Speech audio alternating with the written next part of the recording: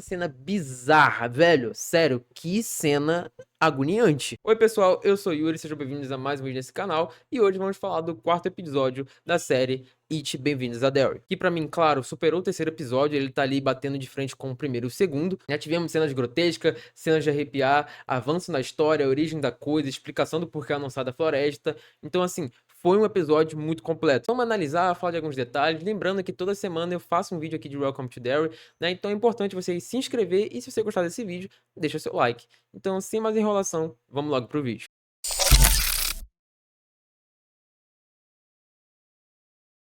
O episódio começa mostrando nossos luzes indo na polícia, né? Depois das fotos que eles tiraram no último episódio, para eles terem uma prova do que estava acontecendo ali em Derry. No caminho, a gente vê uma placa Restaurante Oriente. É o mesmo restaurante que os losers se reuniram lá no It capítulo 2. Inclusive, essa cena de bicicleta é uma referência ao Clube dos Otários dos filmes. A ponte que eles passam parece ser a mesma ponte que acontece toda aquela cena no começo do segundo filme, que os caras lá jogam o Adrian da ponte. E a gente vê que as fotos foram alteradas pela coisa. E apesar de que a foto do Will realmente continua a mesma, mas né, eles acham que é uma estátua, o que já era de se esperar, né? Foi muito fácil. Até parece que o Pennywise ia deixar eles entregarem essa foto aí de bandeja. Até parece. Eles se reúnem na escola e a Ronnie fala que o pai dela vai ser transferido pra Shawshank. E é legal de mencionar que essa prisão é a mesma prisão do filme Um Sonho de Liberdade, outra obra do Stephen King. E eles falam ali que eles precisam falar com um adulto e Rich fala que ninguém vai acreditar neles. E ali ele diz que conhecia uma pessoa que escutaria ela, que é essa mulher de Juniper Hill que ela fez amizade, né, que estão teorizando aí pela internet que ela é a Senhora Kirsch. E assim, eu não descarto essa teoria. Essa mulher, ela tá recebendo um pouco de destaque, ela tá sempre ali mencionando o pai dela, né, e pra quem não sabe, o pai dela é o Pennywise, né, não o Pennywise de fato que a gente conhece, mas sim o Bob Gray, né, e a coisa roubou a identidade desse Bob Gray, desse palhaço, né, e se passa por ele. É isso que dá a entender, né, mas parece que vai ser explicado nessa temporada. Realmente, eu não descarto essa teoria. A gente vê a Rose e a Charlotte conversando, que inclusive eu senti muita falta da Charlotte, porque ela no último episódio ela apareceu muito pouco. E ela pergunta pra Rose sobre a história do cinema, né, das crianças desaparecidas, porque a gente nota ali que a Charlotte, ela já tá com receio de que aconteça algo com o Will. E a Rose alerta a Charlotte falando que Derry é um lugar lindo, mas coisas ruins acontecem ali. E é sempre bom manter alguém que você ama por perto. A gente também vê o início do Black Spot, né? O Dick Henry e seus amigos indo ali nesse lugar abandonado para eles transformarem um lugar para eles, porque no último episódio o Dick Henry, ele pediu pro General Shaw um lugar para eles ficarem, já que eles não tinham um lugar que eles eram bem-vindos. E para quem leu o primeiro interlúdio do livro e viu o trailer dos próximos episódios aí que saiu ontem, sabe que infelizmente isso não vai acabar bem. Nesse momento da escola, a gente pode notar algumas coisas também, como por exemplo esse desenho, que parece ser um palhaço.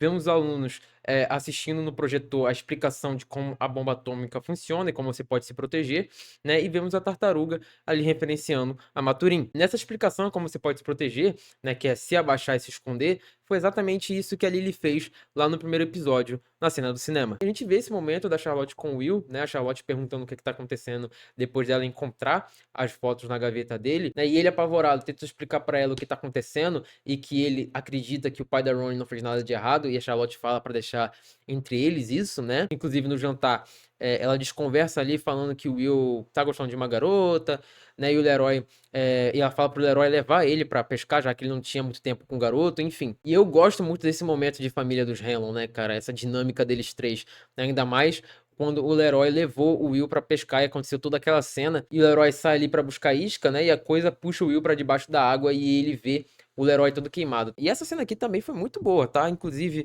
a coisa ela fala ali pro Will que ele ia queimar também, né? E pra quem não sabe, isso aí é uma referência clara ao futuro do Will, né? Pra quem não sabe, o Will, ele é pai do Mike Hanlon, né? O dos filmes, né? E ele realmente ele morreu num incêndio, né? O Will ele morre num incêndio. Não é o incêndio do Black Spot, tá? São incêndios diferentes. Mas realmente é a coisa falando do futuro trágico que o Will vai ter. E a coisa se transformou no herói queimado justamente porque isso é um medo do Will, né? O Will já teve sonhos de um momento em que o avião do Leroy caiu, né? E essa cena do balão passando ali, eu jurava que só o Will queria ver, mas o Leroy viu também, eu não esperava. A Charlotte tenta ali falar com esse bosta, né, do Clint Bowers em relação ao Hank, porque ela também acredita que ele seja inocente. E a gente fica sabendo, né, depois que a Charlotte liga pra mãe do Hank, a avó da Ronnie, que a Charlotte ela fazia parte de um movimento no Sul que ajudava pessoas negras que foram forçadas a fazer confissões falsas. E como eu falei no meu último vídeo, não interessa se você fez algo de errado ou não.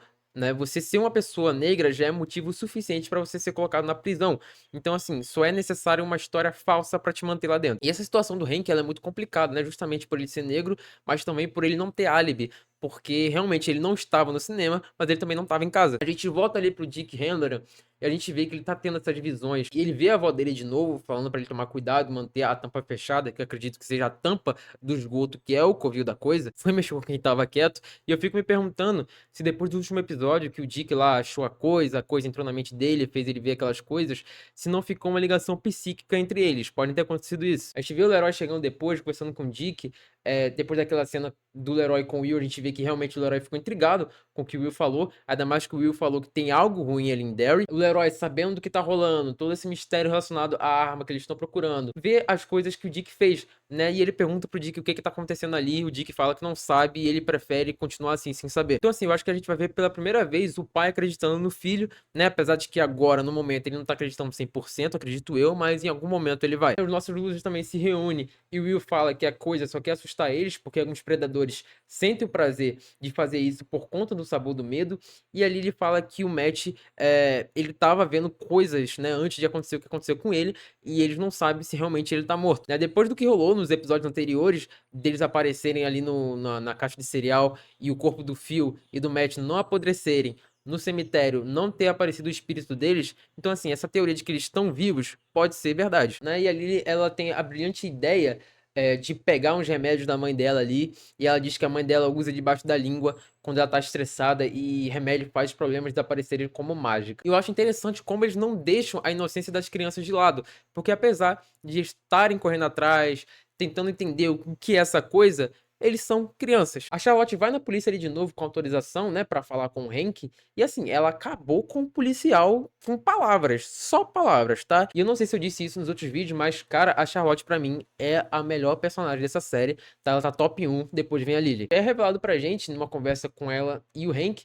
que o Hank ele tava com uma mulher casada e o pior de tudo, branca. Eu lembrei de Todo Mundo Odeia o Chris com essa cena, né? Porque naquela época não era bem visto uma pessoa negra com uma pessoa branca. Não era nem bem visto pelos próprios negros, né? Porque quando os negros viam isso, tipo, eles pensavam o quê? Pô, o racismo vem dos brancos, né? Então, assim, pô, tá dormindo com o inimigo, digamos assim, né? A Lily e a Marge almoçam na escola, a gente vê que a Marge tá bolando ali um plano com as patricinhas e o garoto popular da escola, né? Que ela encoraja a Lily a ir falar com ele justamente pra ele humilhar a Lily na frente de toda a escola. E com isso, né, vem essa cena bizarra, velho. Sério, que cena agoniante. A Marge, quando vai contar a verdade, os olhos dela começam a crescer, fica igualzinha do caramujo da aula que eles estavam assistindo.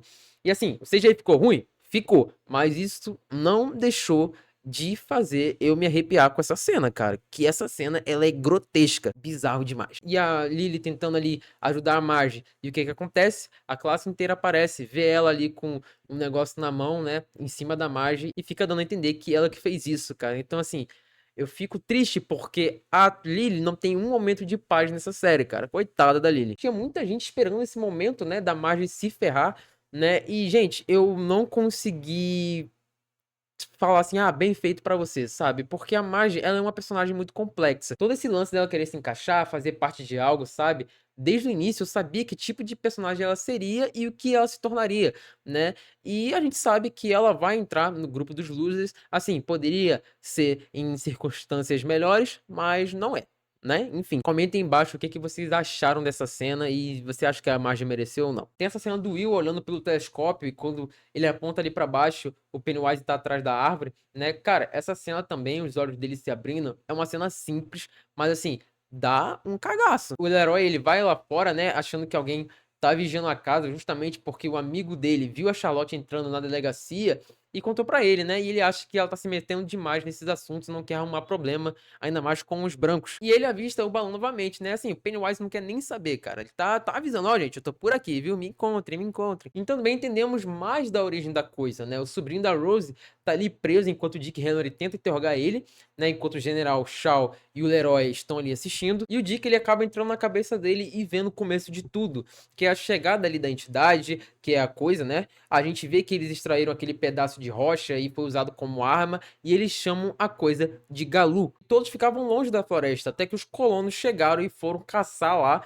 e deixando a coisa mais forte ainda. E a chefe da tribo, ela faz ali uma reunião com os ancestrais, dizendo que eles tinham que partir porque eles só tinham uma adaga da rocha, e não era o suficiente. Mas aí vem a Nikane, né, a filha da chefe da tribo. Uma curiosidade bem legal pra vocês é que essa atriz é a mesma atriz que faz a Katara da série Avatar: Lenda de Aang, da Netflix. Ela vai pra floresta, né, em busca de mais rochas, e a mãe dela vai atrás com o pessoal e começa a matança. E tem essa cena, né, que a coisa se transforma nesse padre, que inclusive muita gente falou que parece o mestre dos magos. E assim, como é dito, né, apesar de que todos que estão assistindo devem saber, é que a coisa ela se transforma no que você tem mais medo. Ela manipula suas mentes, seus sentidos, suas emoções. E ele se transformou nesse padre com Jesus bebê com essa coroa de espinho. Isso não é à toa, tá? Essa informação veio da página Cinema Aqui e Agora, então os créditos estão aí. A figura desse padre colonizador era um trauma histórico da jovem indígena americana.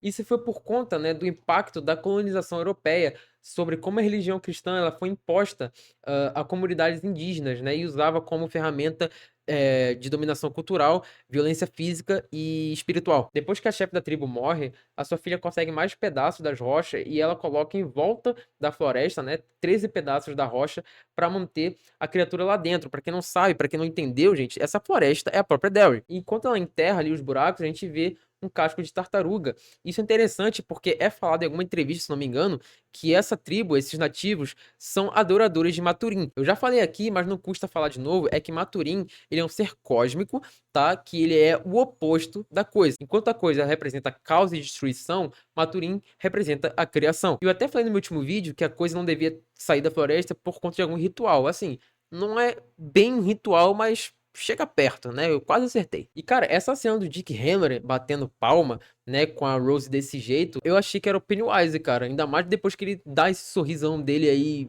tipo, bizarro, sabe? E o episódio acaba mostrando pra gente a casa da rua Neighbor, que é onde fica o covil do Pennywise. E eu fico me perguntando, será que teremos um flashback aí da família que vivia nessa casa? Porque na abertura a gente vê a casa, a gente vê o Pennywise pela janela e a gente vê uma família ali na frente. Então, assim, seria muito interessante se no próximo episódio já começasse mostrando um flashback sobre quem morava nessa casa. Será?